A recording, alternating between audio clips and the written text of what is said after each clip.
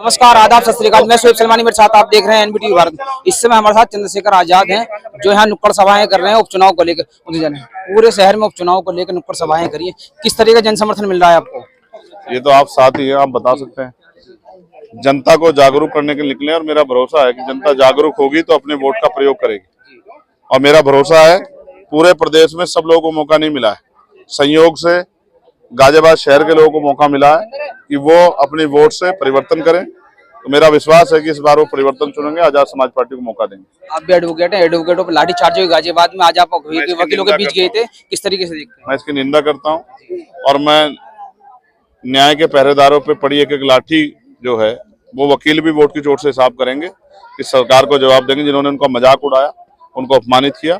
और वकील होने के नाते मैं उनकी हर लड़ाई में साथ खड़ा हूँ, सड़क से लेकर पार्लियामेंट तक। मैं विश्वास दिलाता हूँ पार्लियामेंट में इस विषय को हम जोर शोर से उठाएंगे। चंद्रशेखर जी, आप जो है वंदे भारत ट्रेन में सफर कर रहे थे, आप पर हमला हुआ, किस तरीके से देखते हो? गलत बात, मेरे ऊपर हमला नहीं हुआ, मैं झूठ क्यों कहूँ?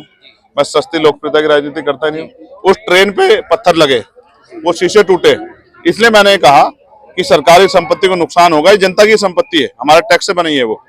तो कोई चाहे लापरवाही में करे या जानबूझ करे या साजिशन करे, इस तरह का हमला बर्दाश्त नहीं होना चाहिए। सरकारी संपत्ति हमारी संपत्ति है, उसका संरक्षण करना ये भारतीय संविधान इसका अधिकार हमें देता है, हमारे मौलिक कर्तव्य में आता है, ड्यूटी है हमारी।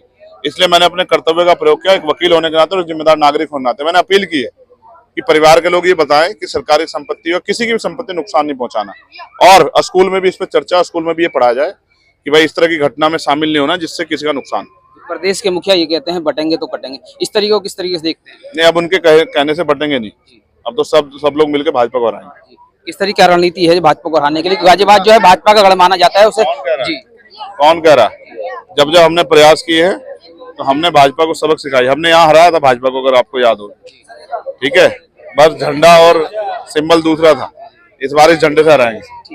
ये थे आजाद समाज पार्टी के राष्ट्रीय अध्यक्ष, जिन्होंने साफ तौर पर कहा है ना तो बहुजन समाज इस बार कटेगा ना बटेगा। साफ तौर पर कहते नजर आ रहे हैं कि इसी विधानसभा में हमने भारतीय जनता पार्टी के किले को ढाने का काम किया। तो उम्मीदवार थे सुरेश बंसल, उन्होंने इसी विधानसभा को हराने का काम किया था। उनका साफ तौर पे कहना है कि सिंबल अलग था, इस बार सिंबल केतली का होगा, हाथी की जगह।